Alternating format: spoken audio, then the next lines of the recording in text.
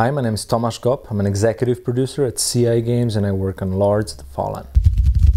The presentation that you have seen today featured one of the dungeon levels that we have in Lords of the Fallen. I mean, what would a decent RPG be without a dungeon level? Catacombs, and we've shown part of the walkthrough throughout the catacombs, just a fraction of it, and then we've shown a boss fight where the final boss of the catacombs, the champion, is a really cool and dynamic boss.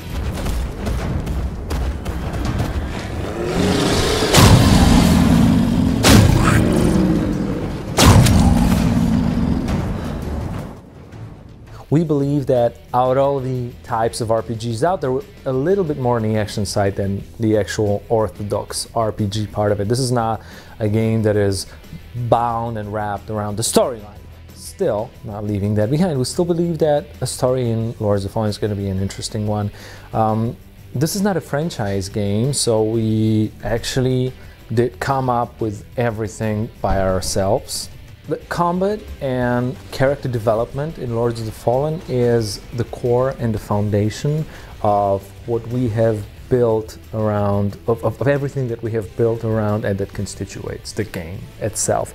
There are actually three pillars of how you can develop your character and how you can learn to fight in Lords of the Fallen. One of them is the magical side of the game. These are spells, and this is bound to your class that you choose at the very beginning of the game. There are three classes: Rogue, Warrior, and Cleric. The other part is attributes. These are your statistics of your character, the strength, the agility, and all of that stuff. And this is purely, this is totally independent from the class that you choose. And the third part, also totally independent from the class that you choose, is the gear that you wear. But it's quite complex because we have a lot of that. We have a lot of armors, a lot of shields, and a lot of weapons, and they're divided into pools which have very, very different move sets that actually feel very differently, especially in terms of tactics that you fight with. On top of that, some of weapons will have perks, some of will be craftable. So it is quite complex, to be honest. You don't have to learn all of that if you don't want to, but there's a certain very, very basic level of knowledge that you need to possess to be fluent in fighting and learning how to fight in Lords of the Fallen.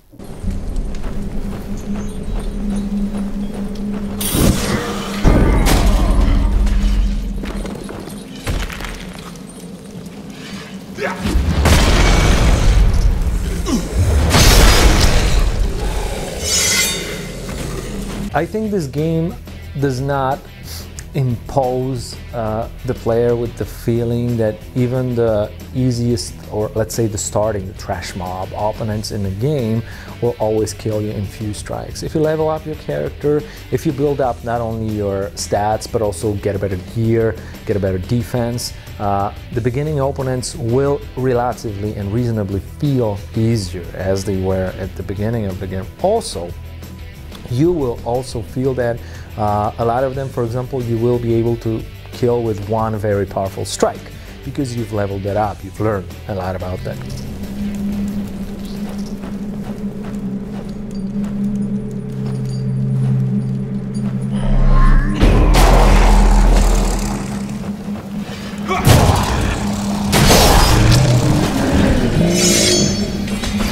Part of the presentation where I was facing the heavy, there's a pit with wooden planks on top of it, and they normally won't break under regular opponents because they're not heavy enough. And you can even walk on it. Unless you have the very, very, very heavy armor that you break the point after beyond which it actually breaks, and you can fall down the pit and die, of course, but you can capitalize on that knowledge, trying to lure this enemy because he's very heavily armored, he's got a heavy shield, he's got a huge sword, and he's not going to be willing to walk on that because he sort of knows that it's not a safe spot for him. But when you trigger to make him sort of perform attack or charge and align him with a pit in between you guys, he can fall into it, it will break, he will die. Of course, that means that there's sort of an easy way to fight with him and sort of get over it if you know the environment, but hey, there's a trade-off. As always, if you drop something, and it would only sound natural and logical that a guy big like this would drop something valuable, you're not going to get it if you do it this way. So